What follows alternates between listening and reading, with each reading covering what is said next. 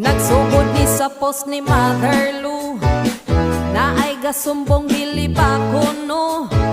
CC5 wa daw ganahi ato, tungod ang bracelet kay wa daw value. Sunod-sunod ang post ni Mother Lou kay CC5 ungrateful kuno. Ug sa dihang ang old friends nang gawas, ug gipang bulgar ang tanang resibo. CC5 daw ang gauna-una, maong may boss pud iyang barkada.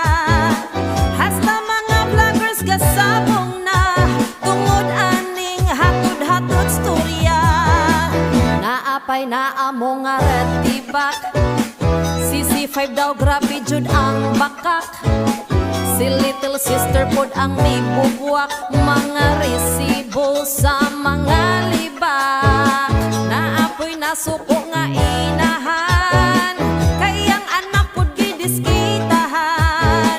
Bisag kinsa na lang gitirahan, maong daghan ron ang nangabagan. CC5 gasayaw-sayaw ra, kay lagian bothered siya. Nabi nga ang uban kay galit lang daw siya kabutan. Miris back grupo ni Mother Lou, daghan jud ang ming ulbo.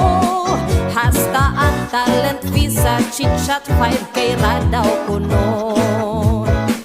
Si little sister ang may balandra, kay CC5 daw gauna-una.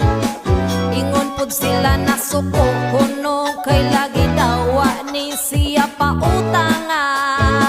Naukay pud ang mga marites, tungod sa perting initang chismis.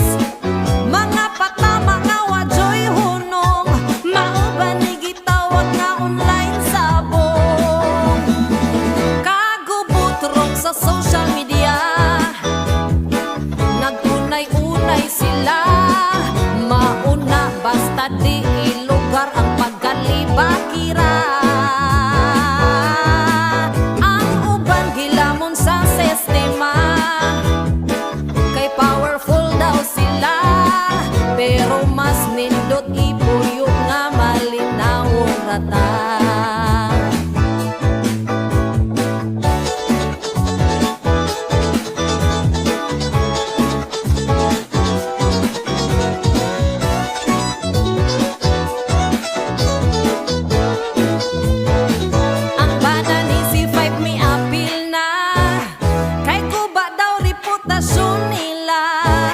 Si Mother Lou ilahang gitira, gipa-public apology nila. Mi palagpud ang kadaghanan, kay nganong magsorry man. Pero maski pili niya ang magpaubos na lang. Dili lang unta magpalabuanay, likay ang suya ay, kay kining tanan di jud madakong kita mamatay.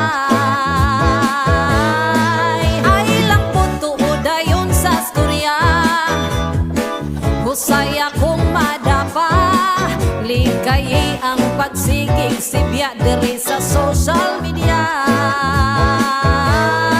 Ang garbo ipaubos sa gamay, di ta magpalabiday. Ang grasya dako man ug gamay, pasalamat kanunay.